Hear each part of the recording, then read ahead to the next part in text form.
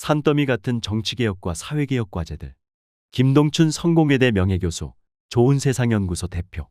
이번 총선은 민주화 이후 역대 총선이 그러했듯이 윤석열 정부에 대한 중간평가의 성격을 가졌다. 지난 2년 동안의 윤석열 정부 실정에 대한 심판 여론이 선거 분위기를 압도했다.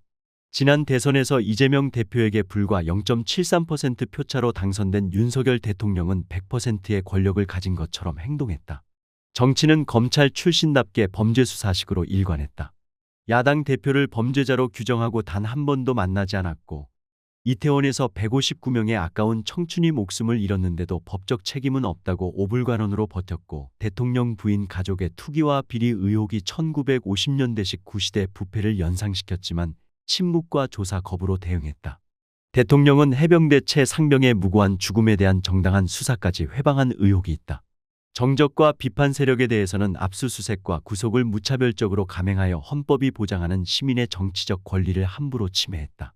무엇보다도 지난 1987년 이후 크게 진전되어 온 민주주의의 성과를 후퇴시키고 국제사회에서의 국가의 품격을 심하게 추락시켰으며, 총선 전 대파 소동처럼 서민들이 피부로 느낄 수 있는 민생경제를 극도로 악화시켰으며, R&D 예산 삭감처럼 국가의 미래에 극히 중요한 사안을 무시하였다. 해외 국빈 방문 일정을 갑자기 취소하는 등 역대 최악, 상식 이하의 대통령이었다는 평가를 하지 않을 수 없다. 더구나 윤석열 대통령은 야당이 주도하여 국회를 통과된 여러 법안을 별다른 명분도 없이 계속 거부하여 국회 입법권을 침해했으며, 그 대신 하위 법률인 시행령을 개정하여 입법안을 무력화하는 등 국정을 마음대로 주물렀다. 국제관계에서는 친미 반중 일변도의 냉전시대의 낡은 노선을 반복했으며, 북한에 대해 노골적인 적대 노선을 추구하면서 남북한 간의 불필요한 긴장을 조성하였으며, 통일의 가능성을 더욱 희박하게 했다. 게다가 야당을 비롯한 국내 시민사회를 공산전체주의 세력이라고 공격하여 극히 퇴행적인 인식을 드러냈다. 중요 공영방송 장악 시도, 언론 방송 관련 여러 위원회의 파행적 운영, YTN 민영화, 여러 행사 장소에서의 입틀막 등을 보면 이 정부는 거의 과거 군사정권을 방불케 하는 행태를 보여주었다. 이번 선거에서 급조한 비례정당 조국혁신당의 12석 획득, 호남 지역의 비례 지지율에서 조국혁신당이 민주당을 앞지른 것은 중도층까지도 검찰 권력 청산에 대한 기대가 얼마나 높은지 보여주었다. 가장 강하게 검찰개혁을 내세운 것이 조국혁신당이었기 때문이다. 물론 환경, 노동, 여성주의의 가치를 표방한 녹색정의당이 한 석도 얻지 못한 것은 매우 안타까운 일이다. 즉 과거 민주당보다 진보적 노선을 갖는 사람들이 이번에는 녹색정의당 대신 조국혁신당을 지지했다. 한편 진보 세력의 또 한 축인 진보당이 민주당과 선거연합을 해서 후보 단일화를 한 것은 민주당의 의석수를 높이는 데 크게 기여했다.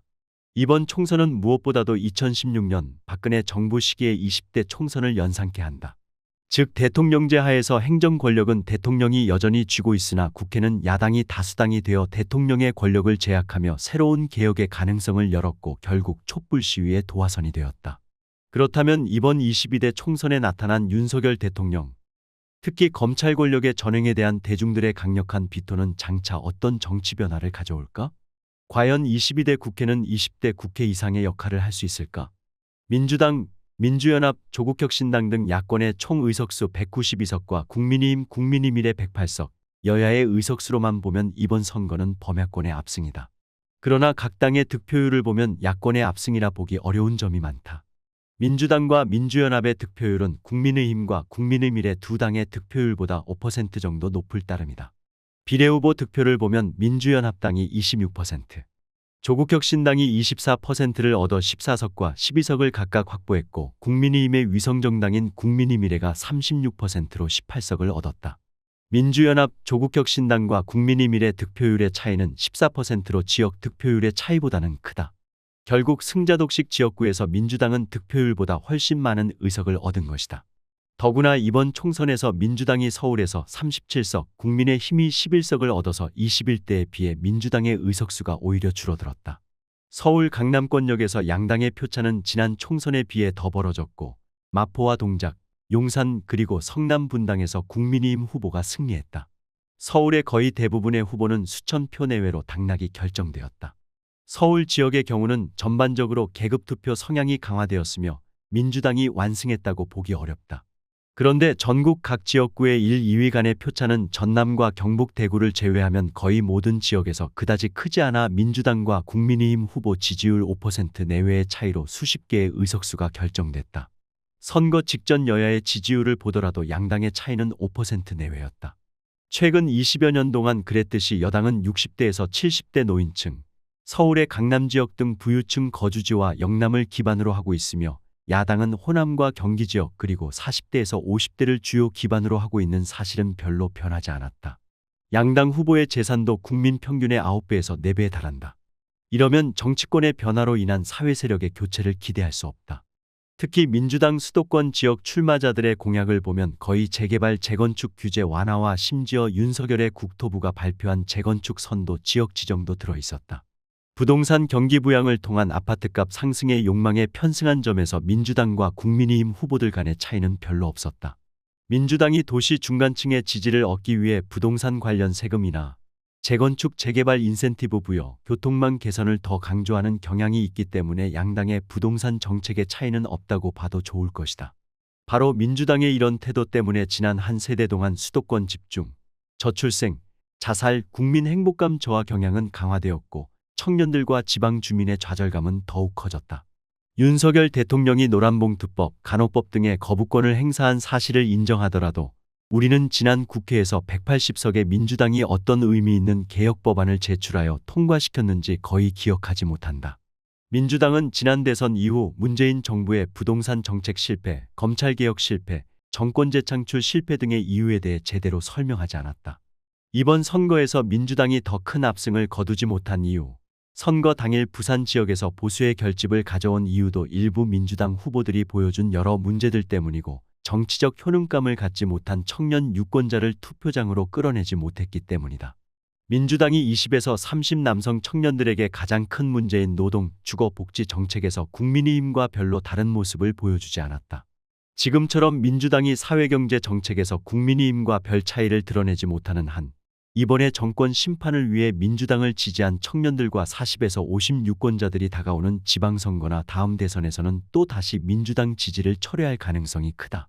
결국 김대중, 노무현, 문재인으로 이어진 개혁적 자유주의 대통령의 경제정책 실패와 보수 세력의 집권 그리고 집권 보수 정권의 퇴행과 그들의 실정에 편승한 야당의 반사적 이익이라는 반복되는 교착 구도는 1987년 이후 지속되고 있다. 이 교착 상황에서 저출생, 수도권 집중, 심각한 교육병, 부동산 양극화와 불평등 심화, 기후위기 등 서로 간에 긴밀하게 얽혀 있으면서 장기적이고 종합적 대책이 필요한 국가 현안은 언제나 뒤로 밀려났다. 이번 총선에서도 이런 의제는 아예 정책 논의에서 떠오르지도 않았다. 이번 선거에서 많은 비판을 받기는 했으나 조국혁신당이 제기한 사회연대 임금제를 제외하고는 의미 있는 정책 의제는 거의 없었다. 낡은 것이 사라지지 않고 새 것의 등장을 가로막아온 한국의 정치적 대표체제가 국가와 선거정치, 정당정치에서 국가와 국민에게 정말로 중요한 의제가 부각되지 못하게 막은 중요한 요인이다. 한국의 대통령제, 소선거구제의 정치구조가 대선과 총선을 향한 대립과 이합집산으로 일관하고 있기 때문에 정치적 타협이 실종되고 국민 정치의식, 복지의식 그리고 국제문제에 대한 식견은 여전히 제자리 걸음이다. 비판법학자 운거는 정치의 가장 큰 야망은 사람들에게 질서가 아니라 생명을 부여하는 것이어야 한다고 말했다. 동아시아 문화권에서도 정치는 곧 신민, 백성을 새롭게 하는 것이어야 하고 백성이 새롭게 되어야 정치가 바로잡힌다는 가르침이 있다. 정당 정치에서 그것은 정당이 유권자 동원 그리고 선거라는 정치 행위를 통해 사회 변화의 가능성, 시민들의 정치 참여의 필요성과 의미 그리고 참여를 통해서 변화가 가능하다는 것을 자각하도록 하는 것이다. 선거는 사회 변화의 결과이자 동시에 새로운 시작이기도 하다.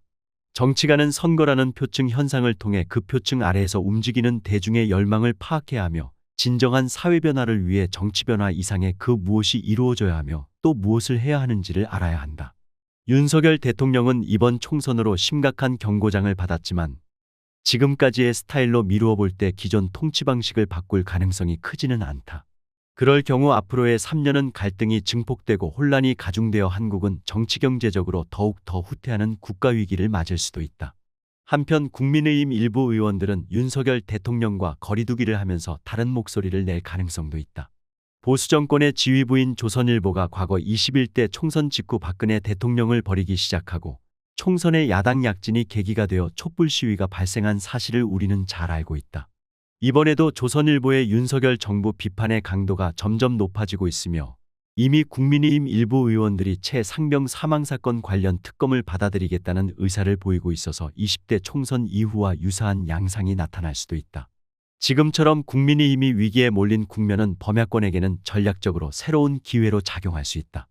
이런 유리한 국면에서 민주당과 조국혁신당의 장단기 비전 수립과 함께 당장의 정치적 선택이 매우 중요할 것이다. 즉 윤석열 정부와 거리두기를 시도하는 국민의힘 의원들을 견인해서 개헌과 정치개혁에 시동을 걸 수 있을 것이다. 특히 국민의힘도 현행 소선거구제에서 불이익을 보고 있기 때문에 선거법 개정, 개헌 등을 의제로 협상에 응할 수도 있다. 그러나 범야권은 윤석열 정부의 잘못된 정치를 개혁하기 위해 공격을 계속해야 하지만 보다 거시적인 기획하에 한국 정치의 틀을 바꾸고 나아가 장시간 노동, 고용 불안, 높은 집값 때문에 힘들어하는 생활 대중을 살리는 정치를 해야 한다. 무소불위의 검찰 권력 해체, 언론개혁 등이 미완의 민주화를 마무리 짓기 위한 작업이라면 개헌과 정치개혁 등은 후자의 문제를 해결하기 위한 사전 정지 작업일 것이다. 민주당은 이미 공약에서 제왕적 대통령제 종식과 선거의 비례성 강화 등의 내용을 담은 권력구조 개편 의지도 밝힌 바 있다.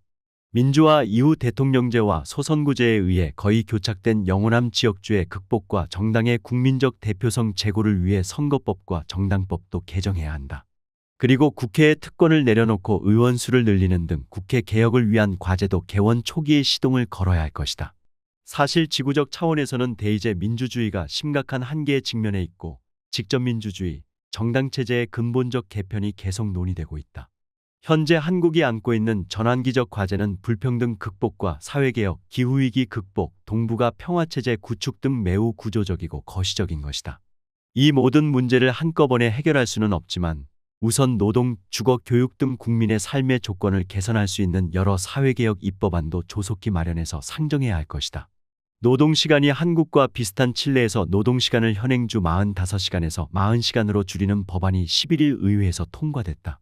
칠레 하원은 이날 노동시간 단축을 핵심으로 하는 주간 근무법 개정안을 찬성 127표, 반대 14표, 기권 3표로 가결했다. 지난달 상원에선 만장일치 찬성표가 나왔다. 한국의 젊은 정치가들도 이런 성공 사례에서 배워야 한다. 정치가 시민의 고통에 응답하기 위해서는 정책적 의제를 계속 제출하고 그것을 둘러싼 심도 있는 논의와 대안을 마련할 수 있어야 한다. 물론 실질적 주민자치, 시민교육의 제도화, 정책 싱크탱크의 설립 등 민주화 이후의 미완의 과제들도 마무리해야만 그러한 변화의 주체가 만들어질 것이다.